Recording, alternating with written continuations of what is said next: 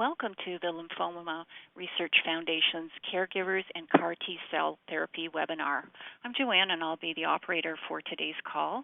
During today's call, you will hear from an expert speaker, and you will have an opportunity to ask questions. If you have questions during today's presentation, you can ask them at any time in the Q&A box on the webinar. As a reminder, this webinar is being recorded. At the end of the program, a link will appear on your screen. Please follow this link to complete an evaluation of this program and gain certification of attendance. If you are listening by phone, this link will be sent to your email at the end of the webinar. And now I'm pleased to introduce Jessie Brown. Jessie Brown is the Associate Director of Patient Care at the Lymphoma Research Foundation. Welcome, Jessie. Thank you. And thank you to each of you for taking the time to join us on today's Caregivers and CAR T-Cell Therapy webinar. We'd like to thank our sponsors of this webinar, Bristol Myers Squibb, Kite, a Gilead company, and Novartis Oncology. Before I turn the program over to our speakers, I want to briefly share some information with you on the Lymphoma Research Foundation. Access to expert disease information is so important, and we're thrilled to be able to bring you this educational program. LRF is the nation's largest nonprofit dedicated exclusively to lymphoma. Our mission is to eradicate this disease through investment in the most promising lymphoma research and to serve those impacted by lymphoma through quality education and support opportunities. As we continue to make progress in advancing lymphoma research, we also want to ensure that you have access to the latest information about your disease. The Foundation provides comprehensive disease and treatment-specific resources, programs, and services, all of which are offered free of charge and have been reviewed by lymphoma experts. Most relevant to today's call, LRF offers a variety of lymphoma-specific resources, many of which you can access at the bottom of your screen if you're utilizing the web link, or via LRF's website at lymphoma.org if you're on your phone. The LRF helpline can answer your specific questions about lymphoma, as well as discuss relevant treatment options and clinical trials. We also offer the Lymphoma Support Network, which is a one-to-one peer support program for people with lymphoma and their caregivers. We offer a variety of publications that have been reviewed by lymphoma experts to ensure you have access to the latest lymphoma information. Our mobile app, Focus on Lymphoma, is an award-winning app that provides patients and caregivers access to comprehensive content, as well as unique tools to help manage your disease. Finally, we've launched our COVID-19 Learning Center to support lymphoma patients and caregivers through this challenging time. I really hope you'll take advantage of some of the great resources and services that LRF provides. If you have questions regarding what you heard about today, or if you need information about relevant treatment options and supportive care resources, you can reach out to the LRF through our website at lymphoma.org or by calling our helpline at 1-800-500-9976. We have a wonderful program planned for you today, and I'm honored to introduce you to Dr. Jeremy Abramson. Dr. Abramson is a hematologist and oncologist at Massachusetts General Hospital and the director of the John and Joanne Hagler Center for Lymphoma. He's also an associate professor of medicine at Harvard Medical School. In addition, he has served as an expert speaker on numerous patient and professional programs for LRF. Thank you so much for speaking at our program today, Dr. Abramson. I'll now turn the talk over to you. Thanks, Jessie, and thank you all for calling in. It's a great pleasure to be with you today. I wish we could all be together talking about these things in person, and hopefully we'll have those opportunities in the not-too-distant future, but I hope you and your families are all safe and well. And so the topic today will be CAR T-cells and lymphoma. CAR T-cells really do represent, I think, one of the great transformational advances that we've had in cancer therapy. Let's first think about why we need new approaches in lymphomas and chronic lymphocytic leukemia. Well, obviously, this is a heterogeneous group of diseases. The most common lymphoma is diffuse large B-cell lymphoma and other high-grade B-cell lymphomas. Now, these are highly curable diseases, with about 2/3 of patients being cured with standard upfront therapy, usually a regimen called R-CHOP. But for patients who relapse after initial therapy, the cure rate today is unfortunately low with standard conventional treatments. Mantle cell lymphoma is an uncommon lymphoma, accounting for about 6% of all non-Hodgkin lymphomas. It's highly treatable, but not generally curable, and the majority of patients will relapse, and most patients are at risk of dying of mantle cell lymphoma, despite significant advances we've made, both in chemotherapy and targeted therapy, and so additional treatments are required for patients with mantle cell lymphoma. Now, follicular lymphoma and other indolent B-cell lymphomas are really highly favorable prognostic diseases, with a majority of patients expecting to live a normal life expectancy. However, these are considered incurable diseases, and about 20% of follicular lymphoma patients will have high-risk disease that makes them at risk of dying of their indolent lymphoma, and for whom additional treatments are indeed required. And finally, chronic lymphocytic leukemia is a disease that has seen dramatic advances with the introduction of novel targeted therapies that have really eclipsed chemotherapy in the treatment of this group, again, now with an excellent prognosis in the majority of patients. However, a small subset of patients will have high-risk disease and be at risk for being failed by the standard targeted therapies we now use, for whom additional treatments are required. And it's in these populations spanning the lymphoma spectrum that a novel immunotherapy technique is ideal. Now, we've been using immunotherapy in lymphoma for over 20 years. We started using immunotherapy, the concept of targeting the patient's own immune response against their cancer, using passive antibody infusions. These are drugs that many of you probably are very familiar with, like rituximab, ofatumumab, and obinutuzumab. These drugs are administered, they bind like targeted missiles to the patient's lymphoma cell, and then hope that the patient's immune effector cells can recognize those antibodies and then kill the cell. But of course, the patient's own immune system then has to recognize and step up and do the job, which it doesn't always do if the immune system is itself impaired. Also, this is a standard drug that does have a clearance from the body, and resistance can develop over time. We use allogeneic stem cell transplant, which is where we put somebody else's immune system into a patient's body with the goal of that new immune system now targeting and destroying the cancer cells. But unfortunately, that new immune system has a significant risk of also targeting the patient's own healthy cells, and that leads to something called graft versus host disease, which does have not only a risk of morbidity, but also of mortality. And this means significant risk of side effects and the need for ongoing immune suppression. More recently, we developed antibodies as drug delivery mechanisms, such as brentuximab vedotin and polatuzumab. And we've developed immune checkpoint inhibitors, which are ways to help unmask the immune system from the tumor cell and allow the immune system to recognize a previously hidden cancer cell. And these treatments are given as standard antibody treatments. But the mechanism that allows this drug to work is not present in the majority of lymphomas. So while these drugs are important in, say, classical Hodgkin lymphoma, they really have a limited role in the immunotherapy of diffuse large B-cell lymphoma, follicular lymphoma, and most other lymphomas. And so more recently, we're developing immunotherapies with the goal of truly directly harnessing the immune system. One approach is with a bispecific antibody, where an antibody not only binds the cancer cell, but also the patient's own T lymphocyte to bring them together to try and directly induce a reaction and kill the cancer cell. These drugs are under development, but not yet FDA approved for patients with lymphoma. And then what we're talking about today is the most advanced form of cellular immunotherapy that we currently have available. CAR T cells are a way to harness the power of the patient's own T cells to specifically kill their cancer cells without the risk of an allogeneic transplant, meaning without the risk of graft versus host disease and without the need for immune suppression. CAR T cells can be targeted against a ubiquitously expressed target on all B-cell lymphoma cells and thus have activity across the B-cell lymphoma spectrum.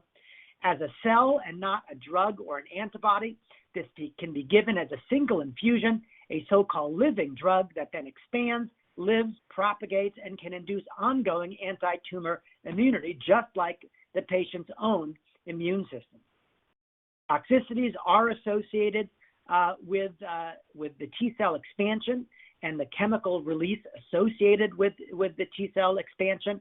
And importantly, there still may be mechanisms of resistance, but this is a novel approach to T-cell activating therapy utilizing the patient's own T-cells.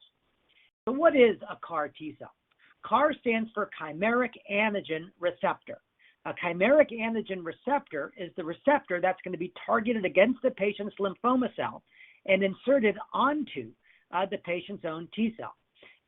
Using this platform, it looks like the animations that I'd prepared are not going to work, so I apologize for that. But the idea here is that you create a chimeric antigen receptor, which includes the binding domain against the tumor antigen.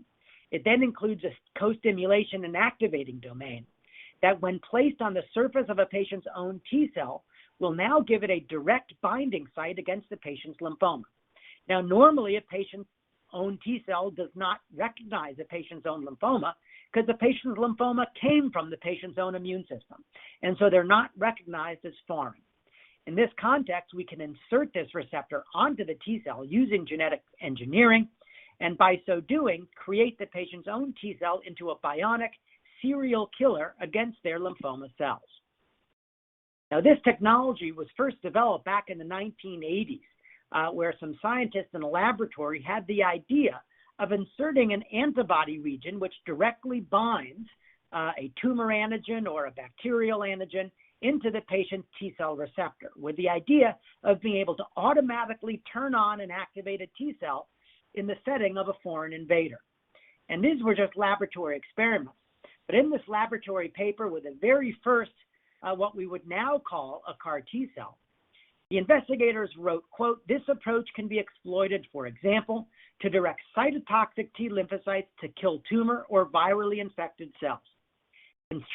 Construction of these cells with anti-tumor specificity will enable testing of the feasibility of this approach in combating human tumors."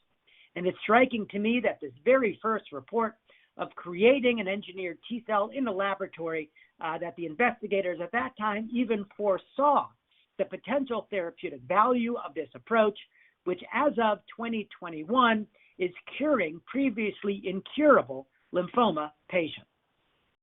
Clinically, the story began with a young woman named Emily Whitehead, who, when shown here, had multiple relapsed acute lymphoblastic leukemia.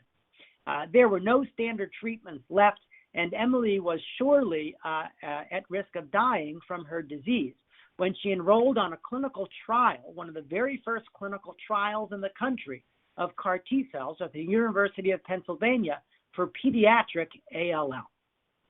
Remarkably, Emily's leukemia went into remission. She posts a picture every year on her Facebook page of being cancer-free, and you can literally watch this young woman grow up over the course of these posts, with her most recent post showing that she is 9 years cancer-free, one of the very first patients and success stories treated with CAR T cells, heralding the fact that these CAR T cells can indeed cure previously incurable patients. The process to create a CAR T cell begins with taking out a patient's own T lymphocyte, which is then genetically engineered by inserting the CAR, or chimeric antigen receptor, into the nucleus of their T cell, where it then gets expressed on the surface of that T cell, making it a chimeric antigen receptor modified, or CAR T cell. Those cells are then expanded in the laboratory to create an army of the patient's modified T cells. They're then mixed together and transfused back into the patient, where the patient's own T cells, now genetically engineered against lymphoma, can go to work and destroy their lymphoma. So this was first investigated in the lymphoma community in patients with chemotherapy refractory diffuse large B-cell lymphoma. We know that patients with chemotherapy refractory disease, defined as no response to their most recent treatment or relapsing within 1 year of a stem cell transplant, have a chance of complete response to a standard chemotherapy of only 7% and a life expectancy of about 6 months. For patients refractory to multiple types of prior therapy, their overall life expectancy is even shorter at about 4 months. It's one of these very types of patients that I first treated with a CAR T cell. This is a 44-year-old mother of 3 who had primary mediastinal large B-cell lymphoma that was refractory to her initial chemotherapy, a regimen called RCHOP, also refractory to multiple subsequent lines of therapy. And she'd been treated with 7 different types of treatment, both of chemotherapy and clinical trials, by the time we had a CAR T cell available on the setting of a clinical trial. She was treated with an anti-CD19 CAR T cell, and you can see she had FDG-avid disease in the middle of her chest, in the middle of her abdomen, and filling her liver. And 28 days after the CAR T cell infusion, you can see on your right a completely normal PET scan. The only structures lighting up are her normal brain, her normal tonsils, her normal heart, kidneys, and bladder, eradicated of disease. This was 6 years ago, and she remains free of disease today. There are now 3 major anti-CD19 CAR T cells that are approved for relapsed refractory aggressive B-cell lymphoma, CD19 being the target antigen on the surface of B-cell lymphomas that these CAR T cells are targeted to go after. The 3 approved CAR T cells for large B-cell lymphomas are axicabtagene ciloleucel, tisagen lechlucel, and lysocabtagene maraleucel. We can abbreviate them axi-cel, Tisa-cel, and Lysa-cel, but they're still a bit of a mouthful to say.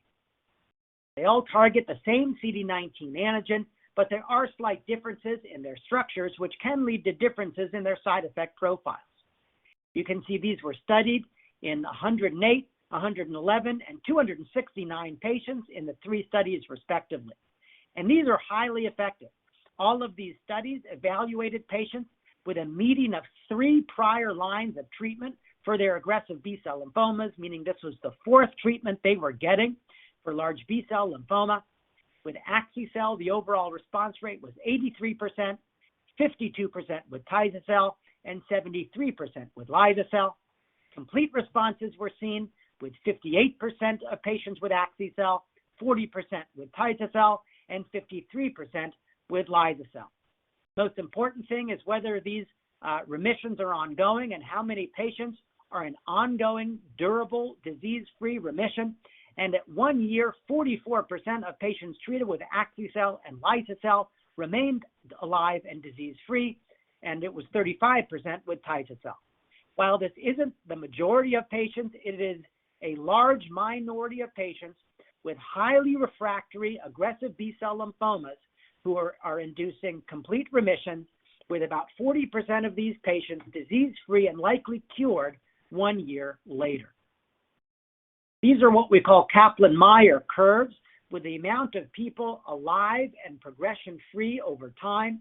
And you can see that over time, with all 3 of these trials, that a significant proportion of patients remain alive here as you go on over time, and that after 6 months, there are very few new deaths or few cases of lymphoma progression in all 3 of these studies. Now, CAR T cells can induce unique side effects, as I briefly mentioned earlier. This is primarily due to release of these chemicals called cytokines, which are immune chemicals that activate the immune system. And so these cytokines, when released, can lead to the syndrome of really profound inflammation. These are usually consistent with fevers that can sometimes be high fevers.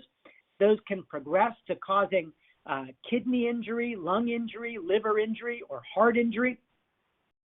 With low blood pressure, that can rarely require even intensive care unit level support. Importantly, cytokine release syndrome is rapidly reversible in nearly all patients. We can also see a neurologic toxicity syndrome known as immune effector cell associated neurologic syndrome. This most commonly is characterized by some confusion or word-finding difficulties, altered mental status. It can progress to severe sleepiness or somnolence. Some patients can even enter a comatose state. And in very severe circumstances, patients can have prolonged seizures or even swelling of the brain. As with cytokine release syndrome, this is usually reversible and manageable in the vast majority of people. There are some other side effects related to depleting out B cells in the immune system. That can lead to low blood counts, loss of healthy B lymphocytes, and low antibody levels, though those antibody levels can be supplemented. All of these toxicities are manageable and reversible in the vast majority of patients.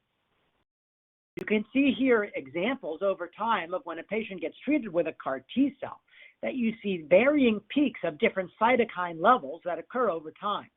And it's those cytokine peaks that cause that febrile syndrome and decrease in blood pressure known as cytokine release syndrome. But importantly, we now know that we can rapidly reverse the cytokine release syndrome by blocking the cytokines themselves. And the potent medicine we use for that is an antibody called tocilizumab, which directly blocks the IL-6 receptor. IL-6 is one of the dominant cytokines that causes the cytokine release syndrome. And shown on this graph, if we give a dose of tocilizumab to a patient experiencing cytokine release syndrome, we see their inflammatory cytokines in this graph rapidly fall down to zero. We see that the fevers completely abate, usually within an hour after receiving the drug, that blood pressure supporting medications are no longer required, and the neurologic symptoms improve. And so now, for any patient that has any significant cytokine release syndrome, we give tocilizumab, which rapidly abrogates the syndrome, usually entirely. I mentioned the symptoms of the neurologic toxicity syndrome, and again noting that this is highly manageable and reversible. The management for this is usually corticosteroids such as prednisone or dexamethasone or methylprednisolone. These corticosteroids can rapidly decrease these inflammatory cytokines in and around the brain and can lead to clinical improvement.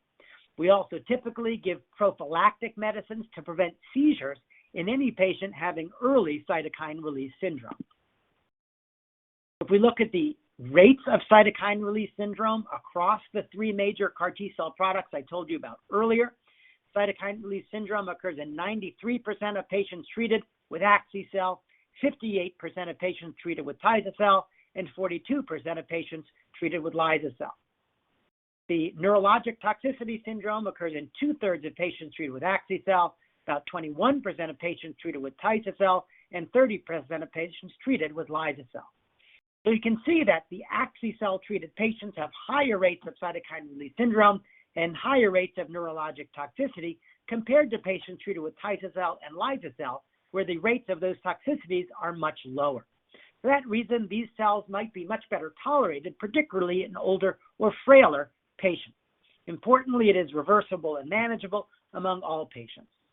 Why tisagenlecleucel and liso-cel might have lower rates of cytokine release syndrome and neurologic toxicity compared to axi-cel reflects a difference in the structure of these CAR T cells, whereas the structure of axi-cel leads to a much more rapid, higher peak expansion of the CAR T cells compared to tisagenlecleucel and liso-cel. Now, there's multiple other CAR T cells currently under investigation. Sorry, the slides are behaving a little bit on their own. That we're currently investigating CAR T cells elsewhere in aggressive B-cell lymphomas. So you can see that we're looking at these three CAR T cells I've just shown you in combination with other drugs, try and enhance their activity and decrease their toxicities. So if something is working very well alone, like CAR T cells are, we always think how can we combine them with other targeted therapies to make them work even better. We can also use them earlier. Why wait until a patient has already been failed by 2 or more prior lines of therapy? What if we use it for a patient who's relapsing after their frontline therapy? And instead of taking them to high-dose chemotherapy and stem cell transplant, use CAR T cells instead. And clinical trials looking at that approach are ongoing as we speak. We can also think about CAR T cells as a second-line treatment in patients who we otherwise wouldn't consider eligible for a stem cell transplant, because CAR T cells can be very well tolerated even in patients we would not have otherwise considered appropriate for something so intense as a stem cell transplant. And of course, we're ultimately thinking, should we move this even earlier?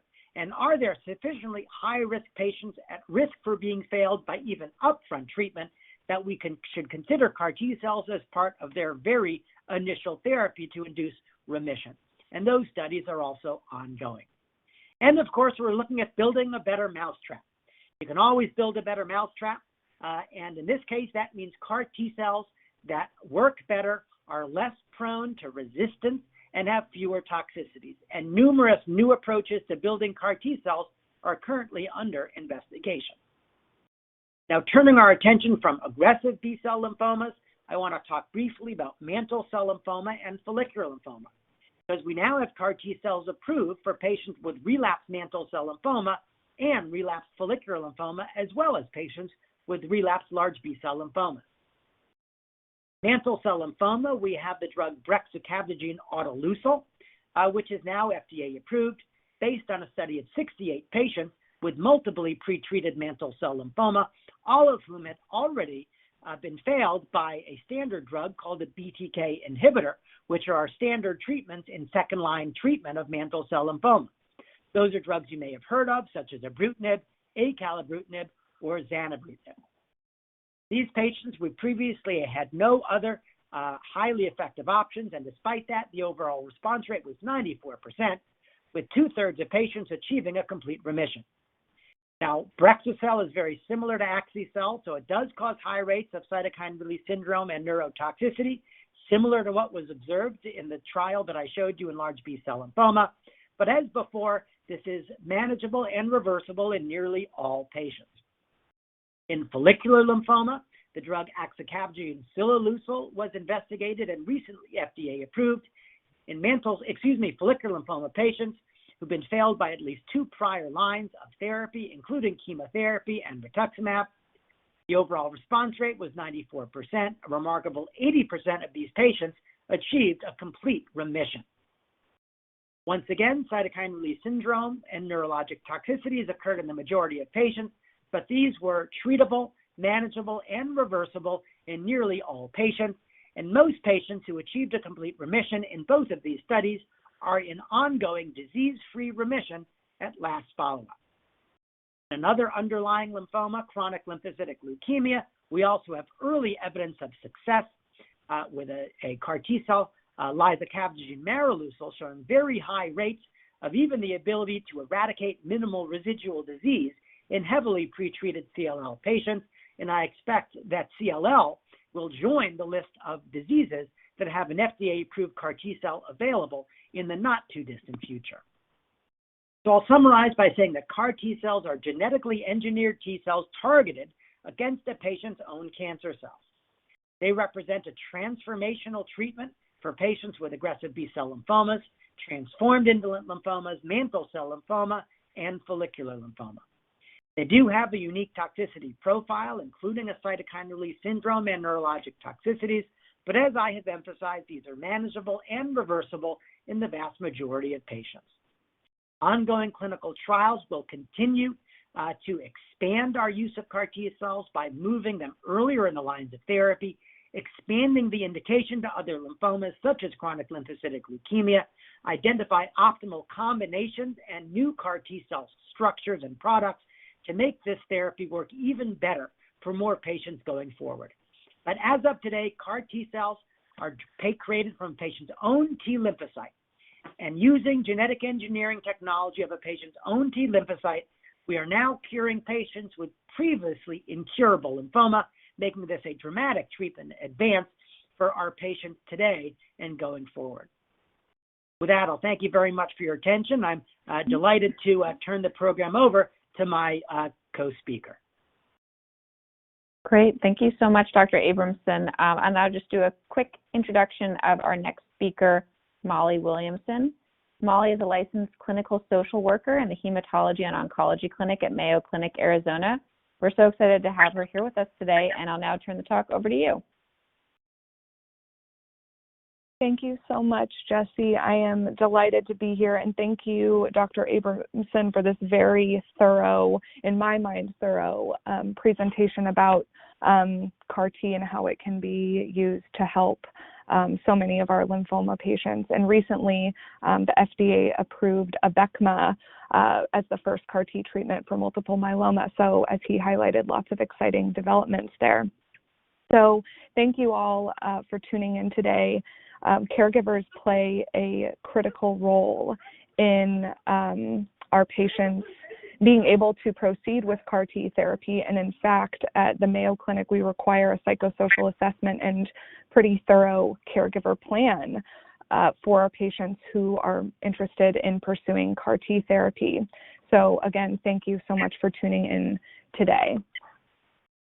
I use this slide to highlight this snapshot of informal caregivers, and I want to be clear that this is a snapshot of informal caregivers who are taking care of cancer patients in general and not CAR T specific patients. So of course we see that there's emotional stress related to caregiving. Many people need to take time off work or flex their work schedule while they're caregiving. We also ask our caregivers to be involved in medical tasks, which is very true for our CAR T patients. And this last statistic, 43% reported needs for help managing emotional and physical stress. We take these statistics very seriously as part of your patient's care team and want to help eliminate barriers to a caregiving plan and to your patient's care as they arise. So in terms of your responsibilities, generally speaking, we want you to be within hearing range of the patient. We want you to be either driving or coordinating and scheduling rides for your patient, as they will not be allowed to drive for close to 8 weeks after the CAR T therapy. We want you and ask you to be involved in meal prep, cooking, and making sure that meals are prepared safely, and this also goes for shopping too. We ask that you are doing the cleaning and laundry and pet care, which I'll talk a little bit more about later. We are wanting you to be monitoring the patient for the symptoms. The cytokine release syndrome and neurotoxicity are things that we watch very closely for in the hospital and also require you to be mindful of as patients come home from the hospital as well. We also rely on you to be our eyes and ears at the home, and we hope that you have a way to connect with us as quickly as possible if you're noting that a patient is experiencing symptoms related to their CAR T infusion. And of course, we're hoping that you can be involved in fall prevention and infection prevention, which I'll talk about later. So as I said, we are asking our caregivers to be monitoring our CAR T patients very closely.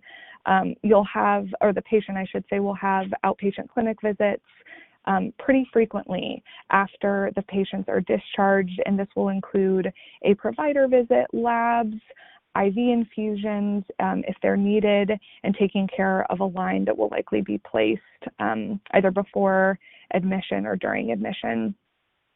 And this last statistic, or this last point, I should say, a patient will need a caregiver for 24/7, about 30 days after the CAR Ts are infused. And I have an asterisk here because that could be longer based on how the patient is recovering from the treatment or any other issues that could arise. And, certainly people and families and support networks get a little bit creative with their caregiver plan. Sometimes we need more than one caregiver to be available based on constraints or barriers within the patient's support network, but this is a requirement, again, for patients to proceed with CAR T cell therapy.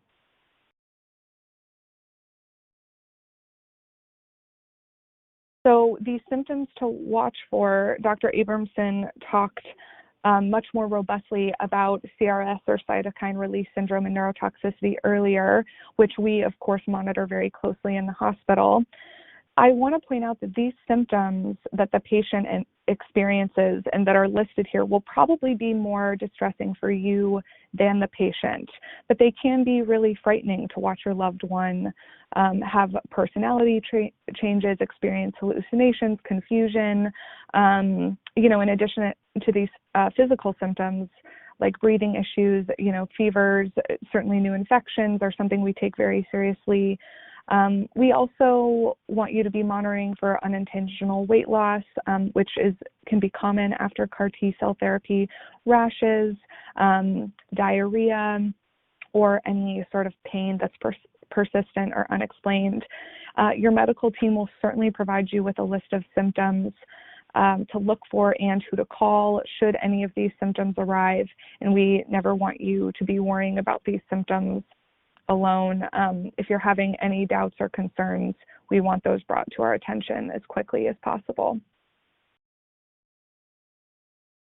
So in terms of the patient arriving at home, infection prevention is critical. The patient's immune system will be very vulnerable after a CAR T cell therapy.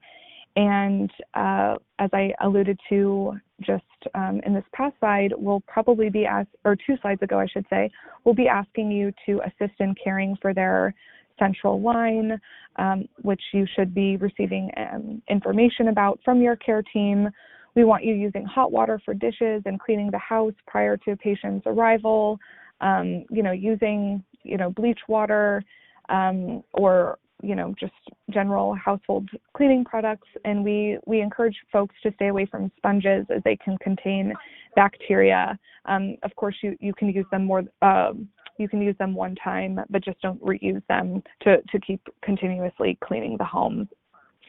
We love our pets and our plants, and it's okay to have the same pets and plants that were in the home prior to the patient going in to CAR T, but we don't want the patient to be exposed to any new animals after the CAR T, at least not immediately after.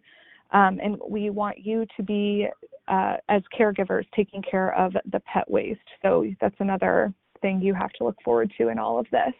And please, no exotic animals, just because they can carry salmonella, and we don't want the patient to be at risk for any sort of infections that way. Wash your hands and have the patient be washing their hands frequently with soap and water. I think we're all doing that much more these days than we were, say, 2 years ago. And use paper towels to dry hands after washing versus the same raggedy washcloth or towel. And fall prevention is very, very, very important. So please be careful of carpets or rugs, cords, and stairs. The patient might feel exhausted after. They'll likely feel exhausted after, and we just want to eliminate any of those sorts of risks. I have some notes that I made about care planning, but your teams will be able to speak about these specifically. We're probably going to want temperature checks, having the patient shower daily and do mouth care after every meal and around bedtime, again, to reduce the risk of infection. We would love for our patients to be doing about 30 minutes of activity a day, and that can be a walk around the block with a mask, which needs to be changed out when it's soiled, or about every 5 days. The patient, as I mentioned earlier, is not allowed to drive until approved by the care team, and usually that's about 8 weeks. I feel silly having this point here, but patients should avoid crowded areas and 6 people like we all should these days, but because of the vulnerability of the immune system, this is especially important for patients and caregivers too, just to protect yourself from infection so you can remain healthy for your patients. And wearing sunscreen with SPF 30 at least. I would love to see our patients wearing 50 or more, but SPF 30 is really important in Arizona. We are very mindful of sunscreen, just given how warm it is getting. And in terms of food, please follow meal preparation guidelines and don't cross-contaminate food. For instance, using the same utensils or cutting board for raw meats and vegetables. Please keep leftovers for no more than 3 days, and patients shouldn't eat any restaurant leftovers, and dining out in restaurants should be avoided. And we are really wanting for you to assist keeping the patients hydrated, at least 64 ounces of water, with bottled water or reverse osmosis, or boiling tap water for about 10 minutes and storing it in the fridge, just to make sure it's extra safe for patients. And again, you should be receiving thorough information from your care team about expectations and ways to keep patients and yourself safe after CAR T.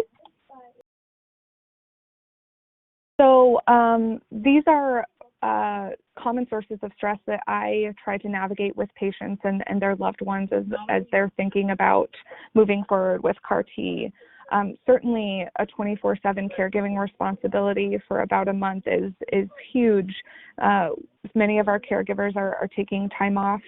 With the pandemic, I've seen some employers be a little bit more flexible with our caregivers who need to be working at home or staying at home. Certainly this is a huge adjustment for the patient and yourself. Caregivers often feel guilty about having stress or experiencing stress about caring for their loved one because you, as a caregiver, are not receiving the medical treatment or care. But this is a huge adjustment in affecting your lifestyle, probably your social life, and certainly your future. There's a lot of uncertainty, even still with CAR-T treatment and with any sort of oncology care. There can be routine and unexpected frustrations as a caregiver, which are often beyond your control. There is very much a personal loss or grief related to circumstances which led to caregiving. Many people are in relationships or parts of families. None of us prepare for a cancer diagnosis or the stressors associated with caregiving and treatment.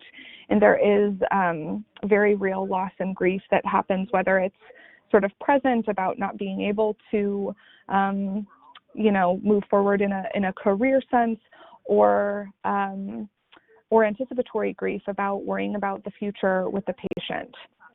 So I very much want to honor that and try to work through some of that with my patients and their caregivers.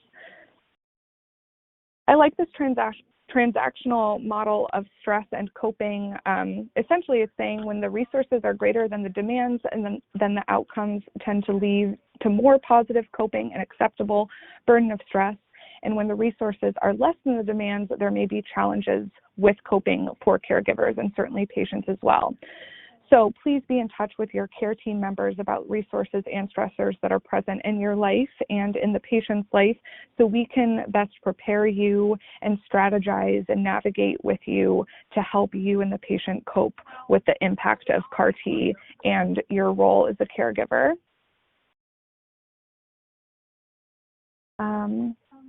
So I wanted to highlight these three facets about caregiving. I'll start with the negative stressors. Certainly there can be anxiety and or depression associated with all of the sources of stress I listed 2 slides ago.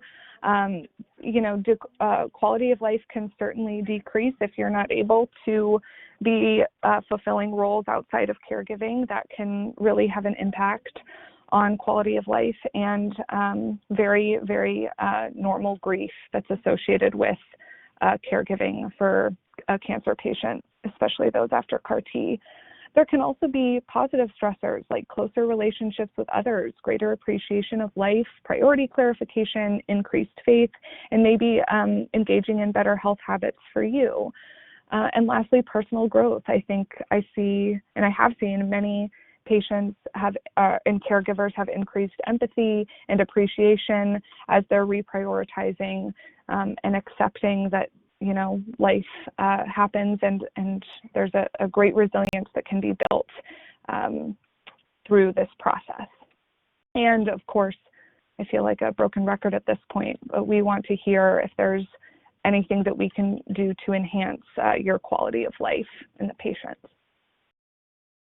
So these are my final thoughts. Caring for yourself is as critical as caring for the patient.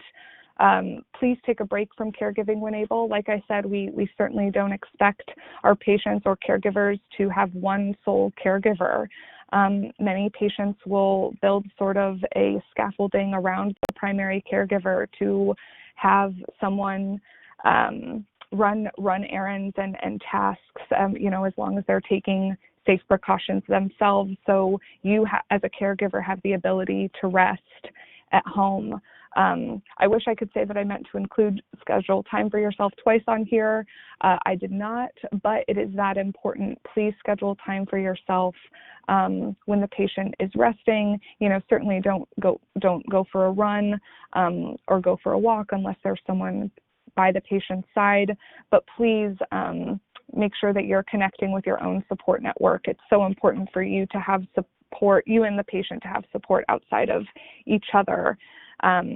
to make sure that there's not this burnout that exists and can be common with caregivers. Make a list of tasks that others can help with, as I said earlier, and communicate with your support network. There's a resource I like called Caring Bridge, which you can give your support network access to so they can be in touch and schedule errands or schedule support for you.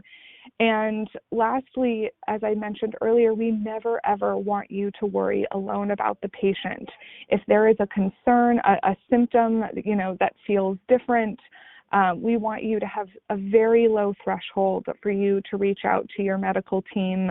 My role as a social worker here is to offer emotional support and counseling to our patients and caregivers here, and I am often a sounding board to offer support to our caregivers, because this is a full-time job on top of the many other tasks and responsibilities that you have. So if you have one takeaway here, please be in touch with your medical team and never worry alone.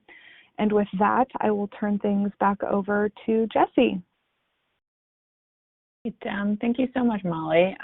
That was a really great presentation from both of you. And now we have some questions coming in. We have about 10 minutes for that. And the first one that came in, I'll direct towards Dr. Abramson. Someone asked, how well is cytokine release syndrome being managed? And do patients require ICU stay? And if so, how long on average? Cytokine release syndrome can be very effectively managed. Not all patients require inpatient hospitalization, although the majority of patients today are treated in the inpatient setting. Lysocell and Tysocell can be administered in the outpatient setting with close monitoring. We can predict patients who are at higher risk of developing cytokine release syndrome.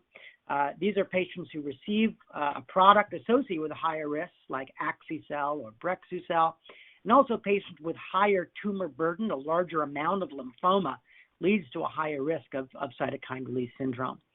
For early cytokine release syndrome, which is really just an isolated fever, we typically just watch it, observe it, and it usually gets better all on its own. I tell my patients, those are your T cells in there kicking up their heels and getting to work. If that progresses to the blood pressure dropping or the need for an oxygen requirement, that's typically when we add in tocilizumab and usually reverse the process very quickly. In very severe cytokine release syndrome, we can add steroids in addition to the tocilizumab, but again, we're highly successful at managing it and reversing it in the vast majority of settings. Great. Thank you, Dr. Abramson. Molly, someone asked more about, are there caregiver support groups specifically, and how would they go about finding those? That's a great question. Here at the Mayo Clinic, we have a general caregiver support group that is open to all caregivers.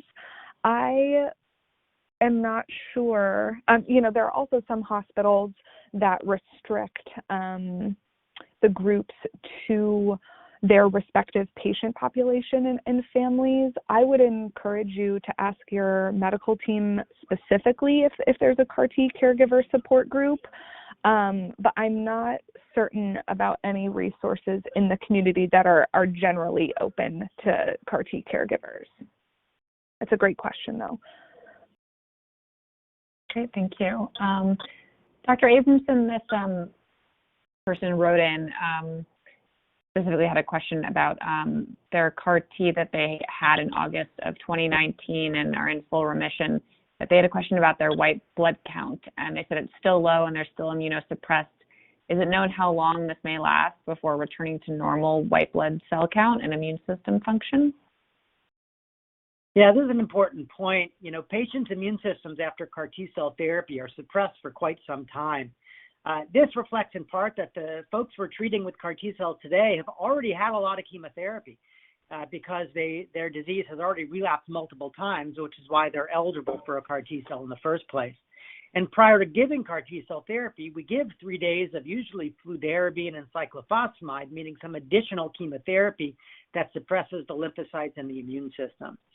So about a third of patients will still have low blood counts a month after their treatment. that steadily and gradually improves. Not everybody is going to have complete recovery of their immune system or complete recovery of their blood count. Sometimes there has been a certain amount of cumulative injury related to prior treatments.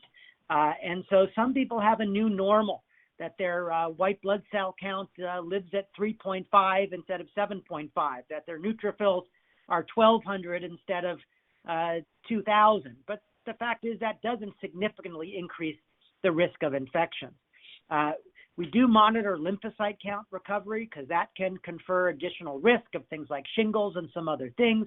And some patients require prolonged prophylactic antibiotics. That's something to discuss with your healthcare team.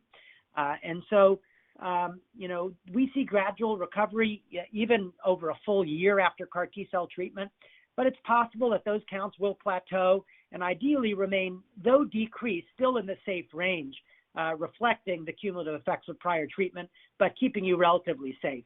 I think in the era of a viral pandemic, I warn all of my patients that, having had the treatment, even though they've largely recovered, their immune system is somewhat compromised, in some degrees lifelong. And so I recommend that, folks still, adhere to careful precautions as appropriate in their life. And these days that means, mask wearing and social distancing when around unvaccinated adults. Great. Thank you so much, Dr. Abramson. Molly, you mentioned the caregiver is on duty 24/7 for about a month. This person wrote in wondering if a nursing home is ever a short-term option or ever used. That's a good question. I have not had any of my patients thus far take advantage of that.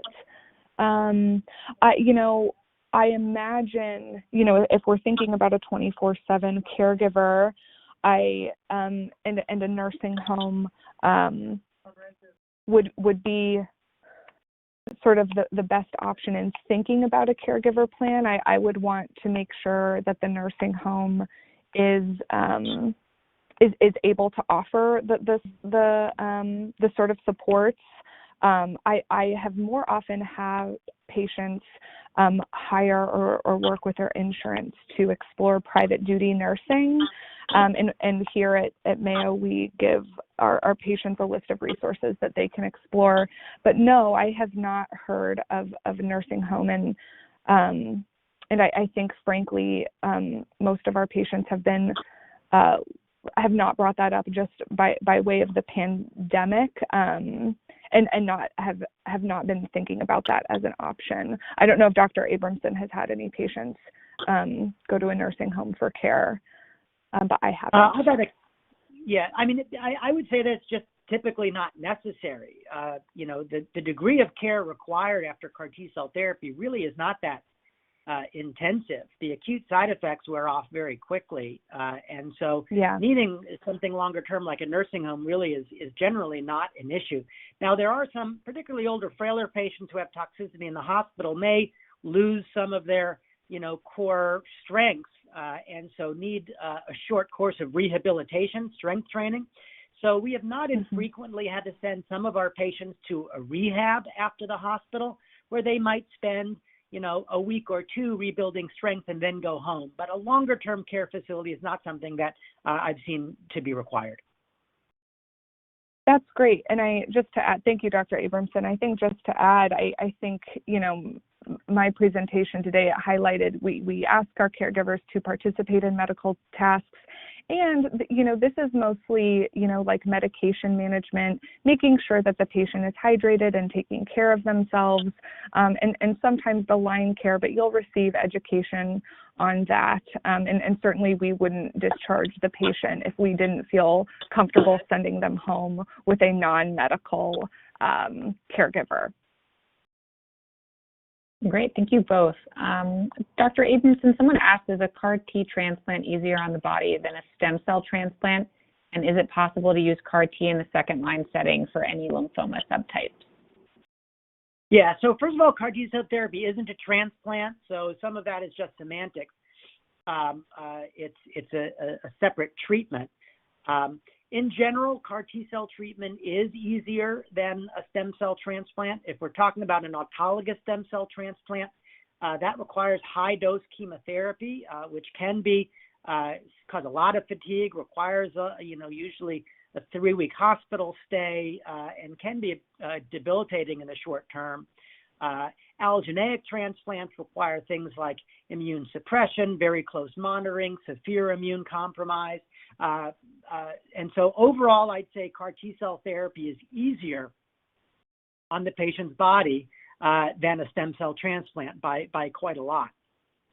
Currently, CAR T-cells are really available in the third-line setting and beyond, not in the second-line setting. There are 3 randomized clinical trials currently evaluating CAR T-cells versus auto stem cell transplant for relapsed aggressive B-cell lymphomas. Those trials have all completed accruing patients, so we're just waiting for results. My prediction is that those studies will show that we will replace stem cell transplant in the second-line treatment and use CAR T-cells instead. But I'm just predicting the future there. I haven't actually seen any data. So right now, no, not typically a second-line treatment, but certainly available in third-line for large B-cell lymphomas, mantle cell lymphoma, follicular lymphoma, and some other rarer types. Great, thank you both so much. We'll end just with a question that I know can be a difficult one, but someone had written in kind of a 2-part question that if either of you have any expertise or background or resources you want to share, that would be great. But they're asking if there are any recommendations for insurance coverage for treatment for the patient, and also the second part, which maybe Molly can talk on, is if there are insurances that cover costs of a nurse or care aide if family isn't available to attend a patient at all times. So I know, Dr. Abramson, if you wanted to try first, if you just have any insight for patients going into the CAR T process in regards to their insurance coverage and treatment. That's something that the treating center works out and contracts with the insurance carriers. Where we use these are when they are fully FDA approved therapies, and so are generally covered and approved in those approved indications. I have not had problems getting these treatments covered by insurance, but the amount that the hospitals and centers get reimbursed is negotiated at the hospital level. I certainly have nothing to do with that. But this is FDA-approved therapy, and as with other FDA-approved therapies, it is covered generally by Medicare and by private insurers. Great, thank you. And Molly, do you just want to, cover that part? Yeah, sure. I would second what Dr. Abramson said. Mayo Clinic has a list of insurances we're contracted with. If people are getting to the point in which they're being evaluated for CAR T, in my experience, we have the Mayo Clinic has no concerns with their insurance approval. Sometimes a Medicare supplement plan will pay for private duty.